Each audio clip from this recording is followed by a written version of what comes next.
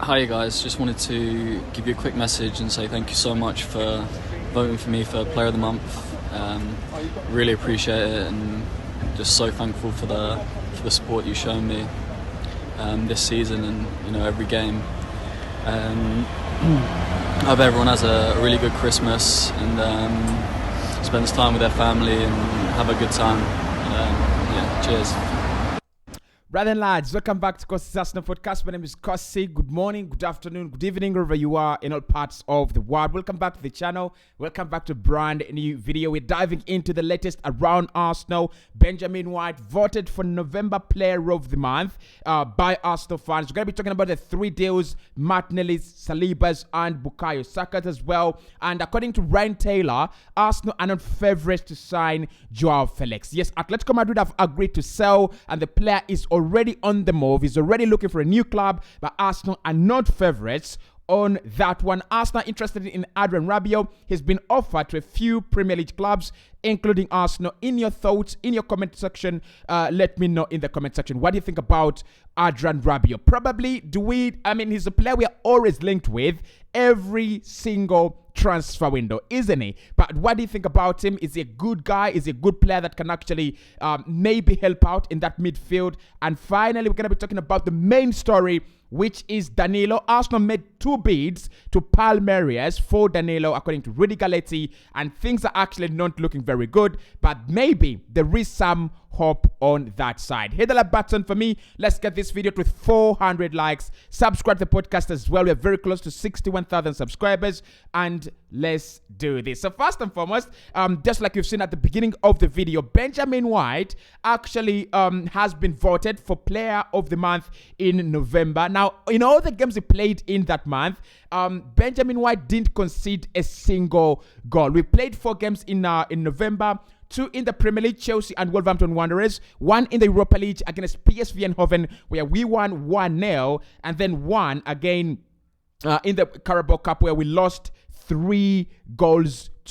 That was against Brighton. But look, for me, Benjamin White, it's not all about November. It's about the season. He's been absolutely key to this Arsenal side. And I think personally I didn't understand his role in the first place. I wanted a more aggressive right back. I wanted a more entertaining right back, the likes of Trent Alexander-Arnold, Joao Cancelo, Trippier, that kind of right back that is actually going to run alongside that line, create many chances and do all that. But I think the role that has been created by Mikel Arteta for Ben White is actually very vital to how we play. He's a cornerstone of possession. Actually, when you look at him, when he struggles in games, Arsenal really struggle. And look, you might not really understand this, because at times I also don't really understand how Ben struggles really affect the team. But he's a key player in this Arsenal side. He's really done well. I think he was called up for the World Cup. Really well deserved. All the things that really happened then do not concern me as an Arsenal fan. To be honest, all I care about is Benjamin White fit and steady to play for Arsenal. I think he deserves it. There is not going to be a better time for us to recognize such a player like Ben White, because maybe next month we're going to see Gabriel Martinelli win it because of the number of goals. Maybe next campaign, in January it's going to be Odegaard. Maybe in February it's going to be Xhaka. So if Ben White has been named Player of the Month in November, I got no questions about that. To be honest, I got no questions about that. I think this campaign, every player deserves to win Player of the Month award, to be honest. Because in November, why would you take it away from Xhaka? Why would you take it away from Odegaard? Why would you take it away from Partey? Why would you take it away from Saka, or even Gabriel Martinelli, or even Aaron Ramsdale, or even Gabriel Magalhaes? I think it's just fine margins, right? It's anyone who's going to win Player of the Month at Arsenal this campaign, it's going to be by fine margins. This team is actually doing very well together, and they're doing wonders. So for me, congratulations to Ben White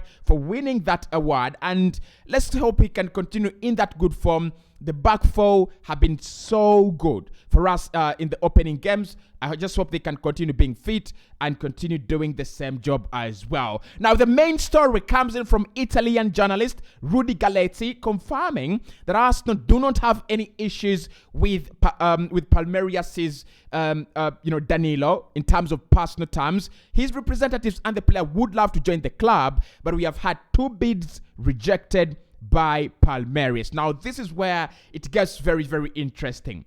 Now, the story in itself is a credible one, because we have reported before on the channel that Arsenal are going to make bids after the first rounds of the World Cup, and Rudy Galetti is basically saying that those bids were actually sent in, but they were rejected. The question I would ask is, why didn't we hear about it anywhere? Maybe that would be the question. But according to Rudy Galetti, Edu has had 2 sets of talks with Danilo's agent.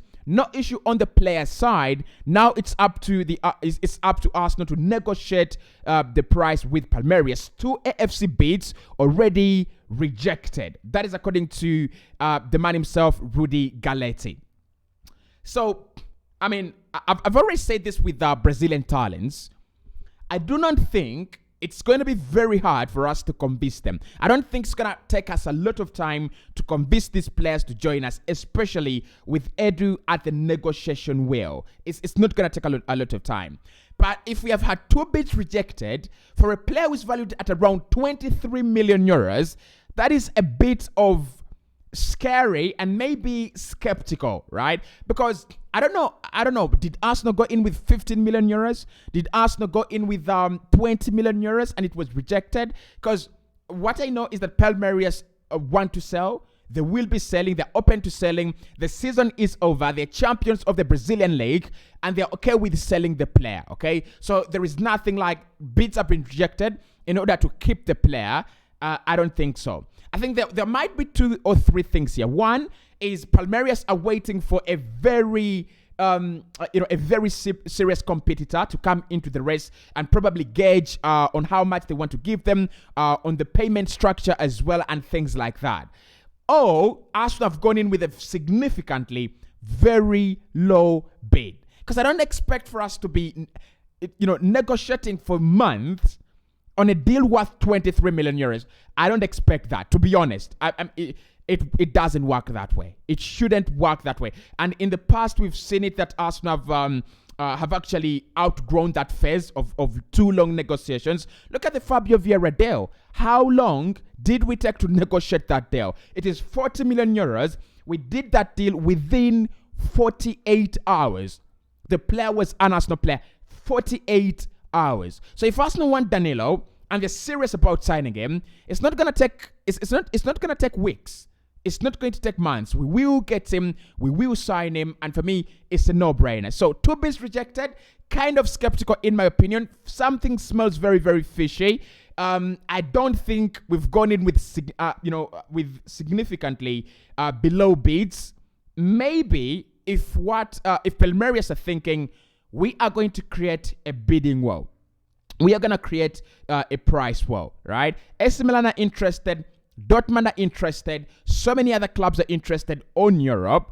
So let's wait and see. We have a very good representation, by the way, between us and Danilo's representatives. So that is according to Fabrizio Romano. We might actually ride on that current just to make sure that we get wherever we want to go in terms of this deal quicker and more effective. Okay, so that's it. Now, in terms of another midfielder, Arsenal also interested in Adrian Rabiot. Now, this again comes in from Italy, and I'm starting from the summer.